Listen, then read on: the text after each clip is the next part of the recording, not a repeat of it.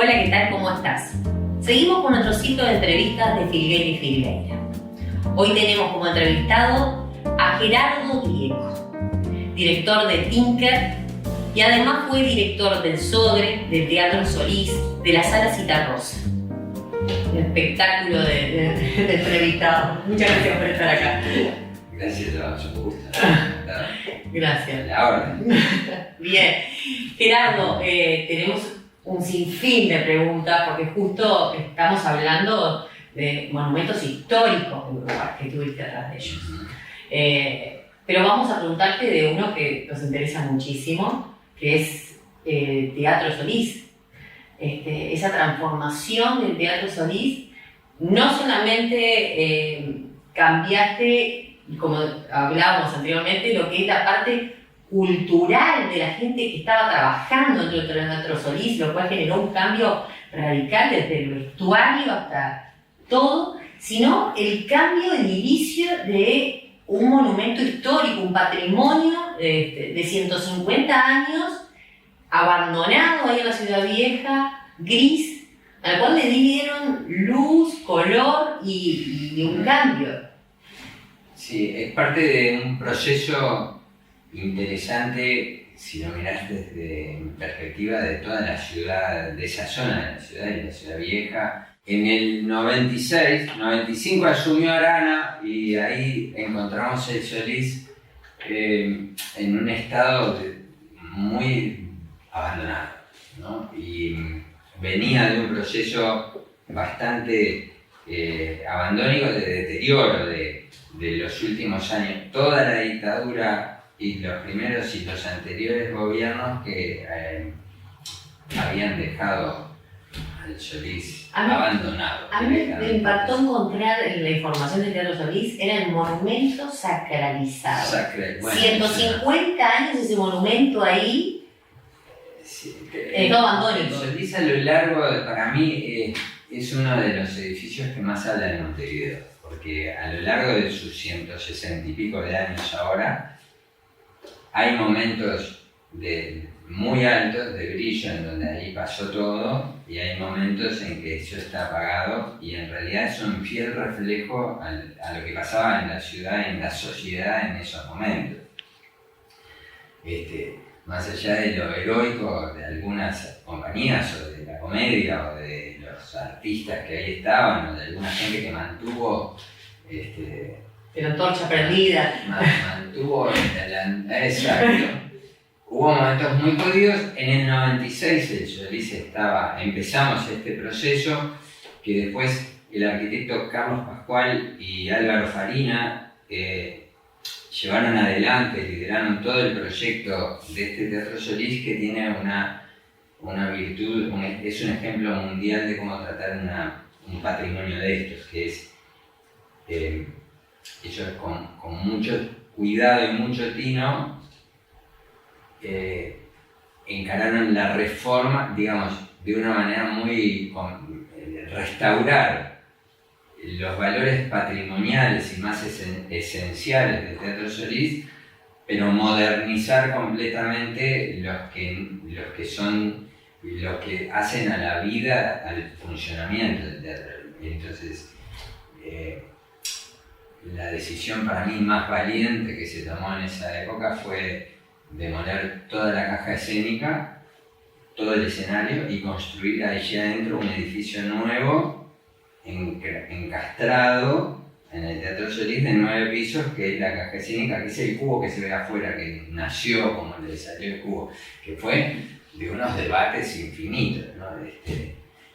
Pero esa fue la decisión, fue una decisión valiente, heroica, fue magnífica del proyecto de Pascual y Farina, que, como siempre digo, las personas son claves, ¿no? Estaba Arana, estaba Gonzalo Carámbula, teníamos un equipo de gente formidable que sostuvo una decisión valiente, pero que además, por primera vez, se comprometió a llevarla a su fin, ¿no? Vivíamos en un país en donde la obra pública no se terminaba. Y bueno, además de diciendo en el medio. Truchas todas. Claro.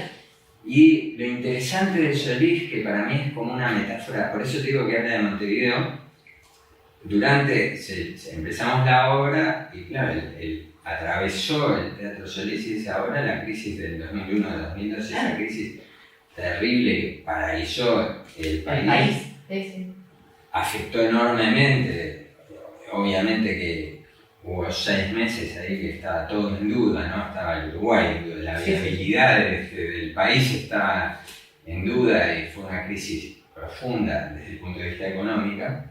Y sin embargo, logramos sostener el rumbo, ¿no? Nunca lo perdimos y en el 2004, en agosto del 2004, y por haber atravesado esa crisis, la inauguración tuvo un valor simbólico, político, cultural, económico, de proyección internacional, como pocas. En lo personal fue la que más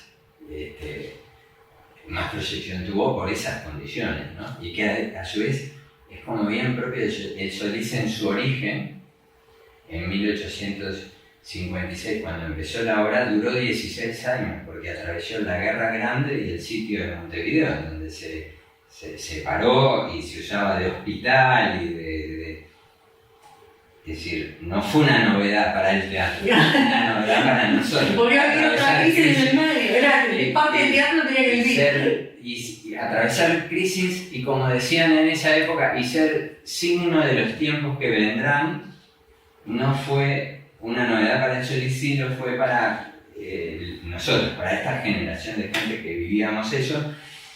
Y eso acompaña también un proyecto y una transformación de la Ciudad Vieja que había empezado con 2 cuadras de la peatonal Sarandí y Bacacay, que finalmente, bueno, yo soy testigo, cuando se hacía la peatonal, los comerciantes, los taxistas, toda la gente de la Ciudad Vieja protestaba, había manifestaciones diciendo qué barbaridad lo que están haciendo con poner una peatonal acá, que dejen de pasar los ómnibus por la calle Sarandí, eso es un horror, y oposición, gritos, críticas y no sé qué.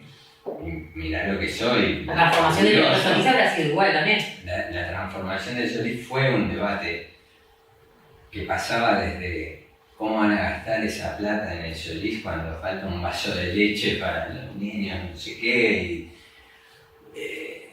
Pero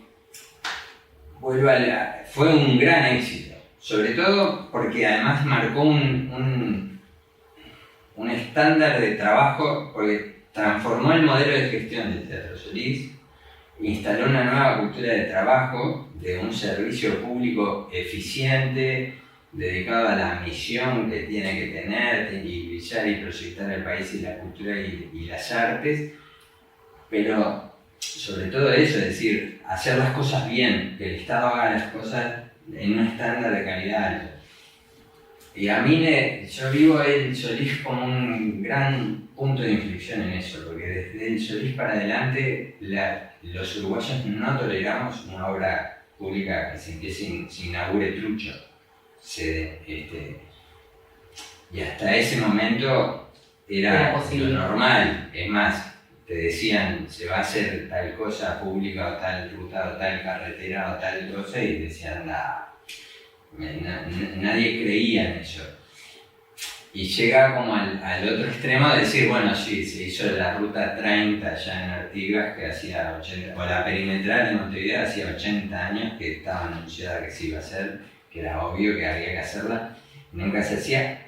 Y empezamos en una etapa del Estado y de lo público en donde cuando se compromete a hacer algo después tiene que cumplir, es decir, hay un estándar de calidad y el Solís marcó eso, marcó fuertemente eso.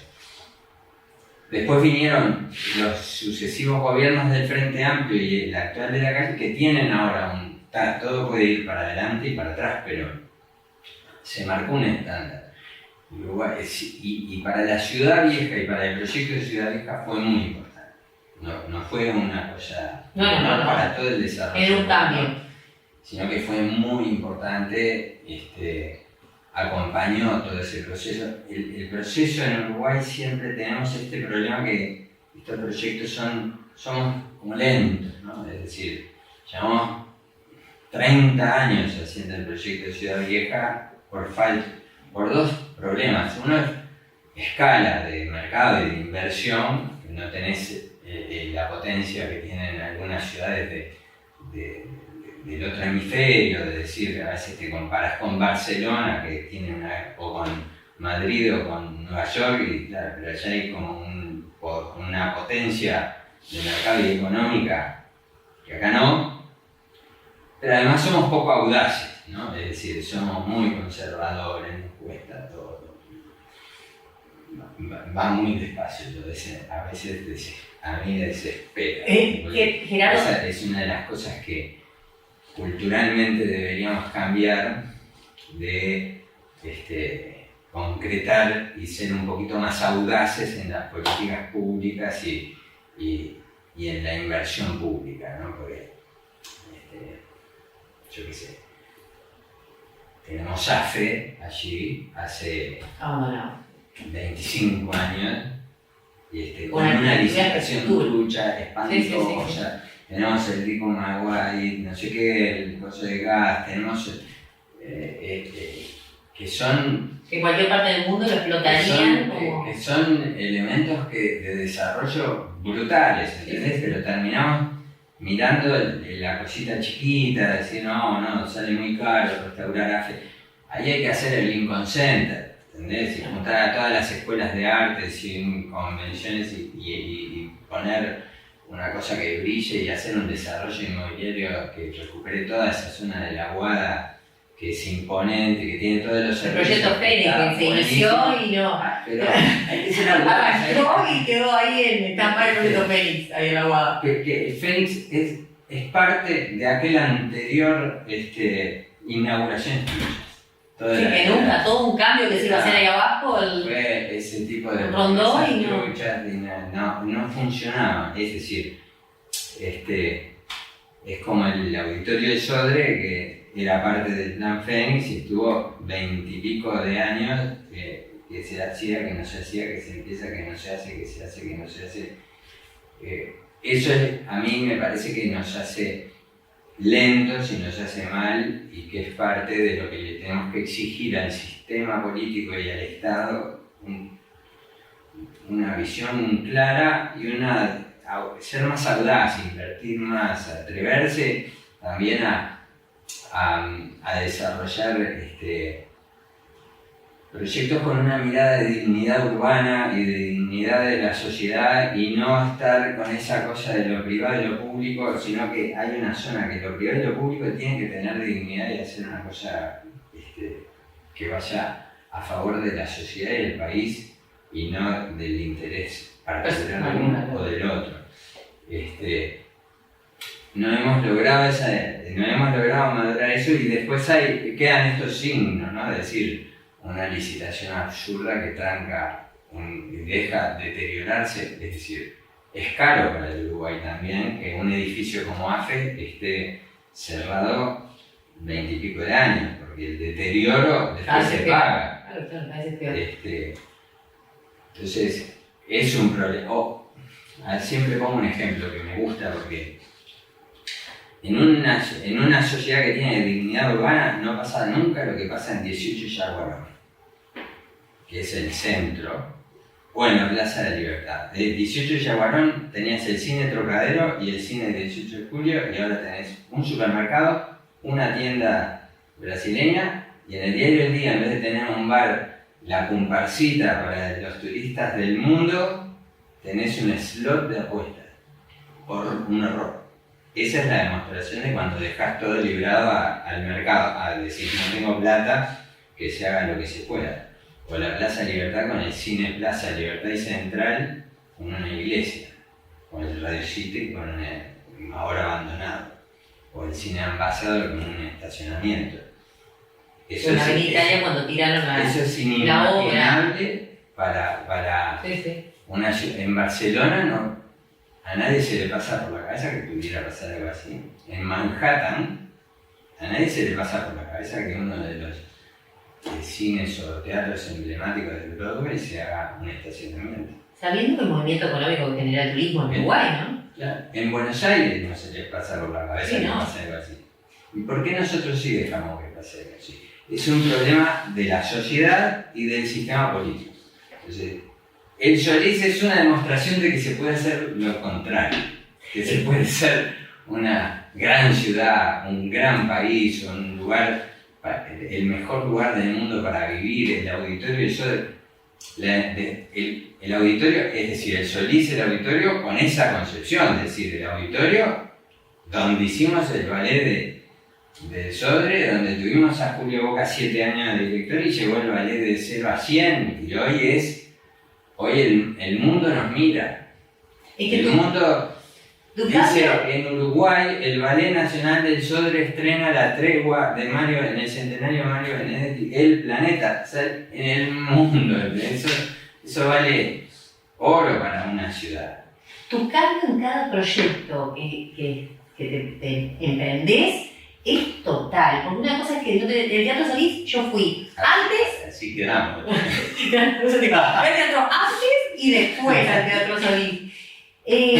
También la cultura también de trabajo, no la cultura de libros. Eso es un proceso. Ha sido todo un tema para vos. Es decir, para mí los proyectos tienen esa cosa de responder al sistema político, a la sociedad, a la visión, y lo que hay adentro, el equipo humano tiene que responder a eso. Yo en eso era muy obsesivo.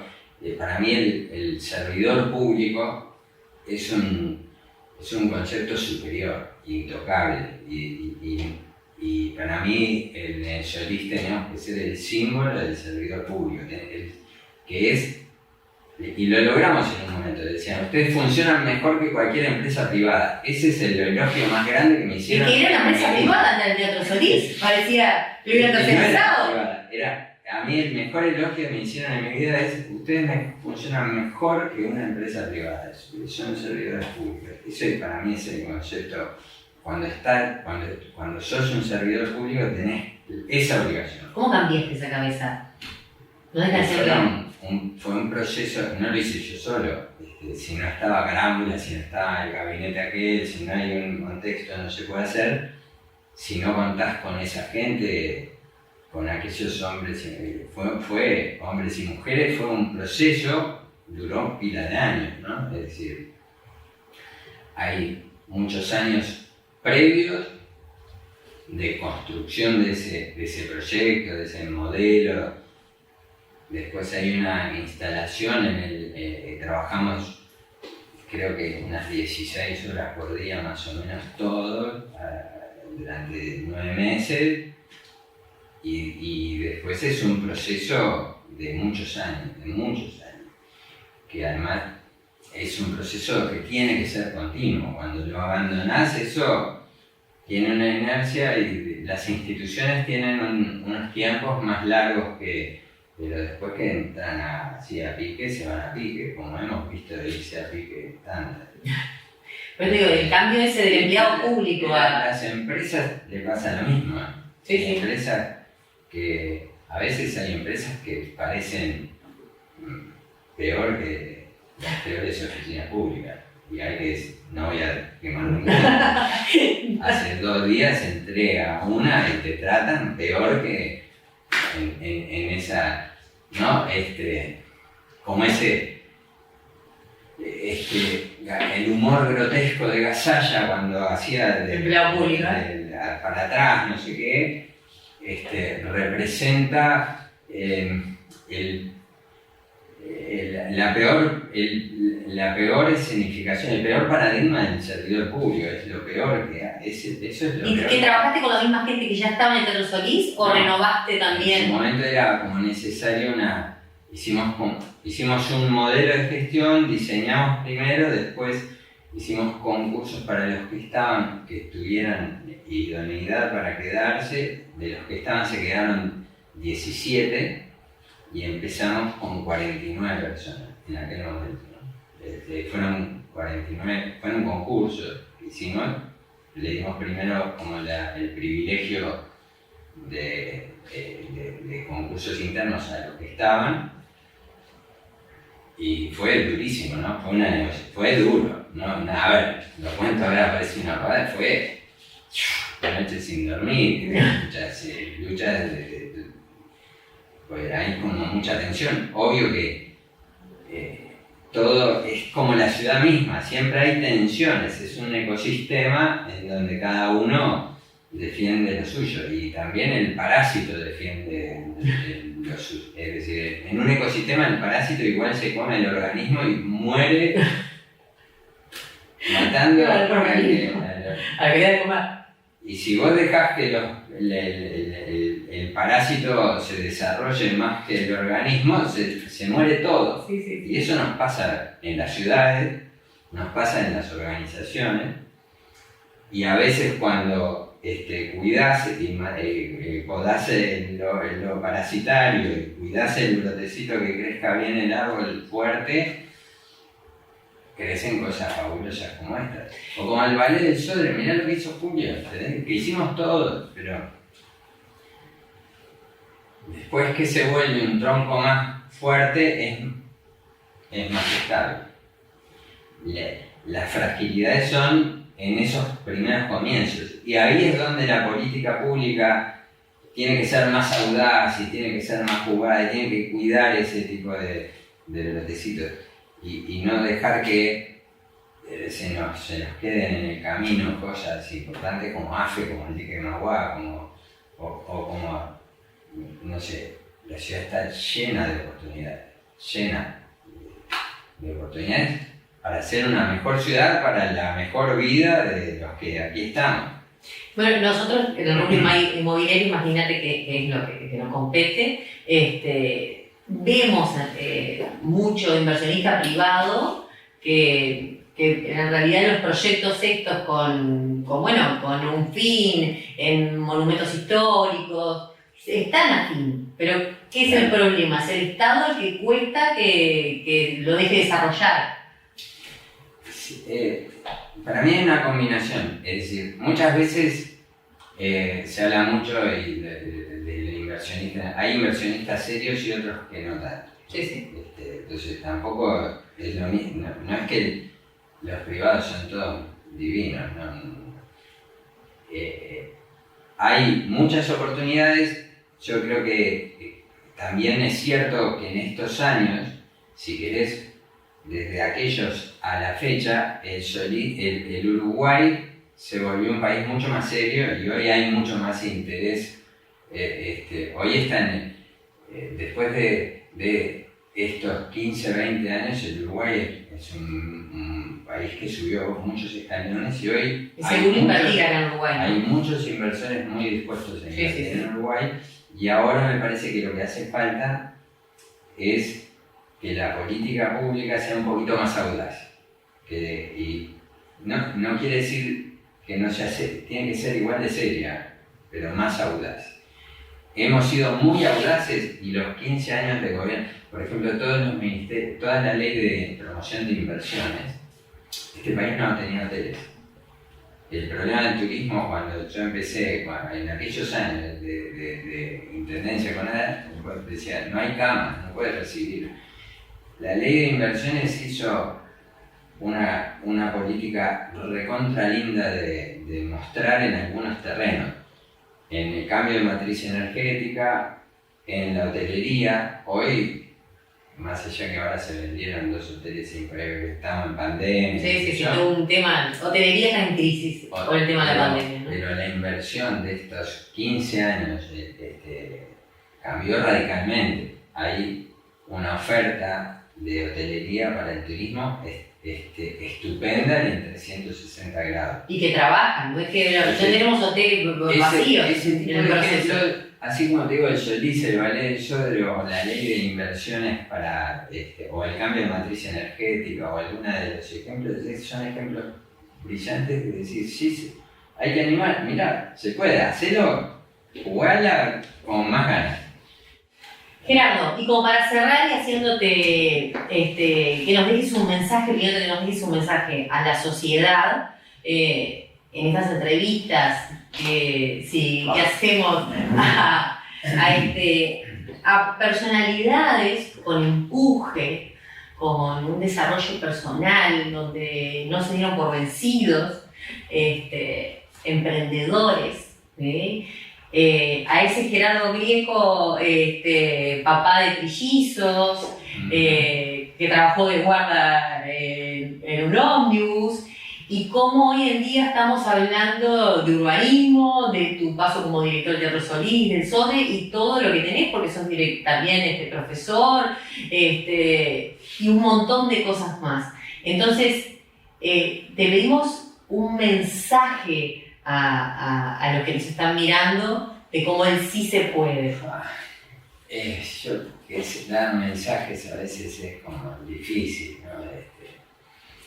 A mí lo que me gusta siempre decir es hay que dedicarle tiempo, mucho tiempo a lo que querés que se haga realidad.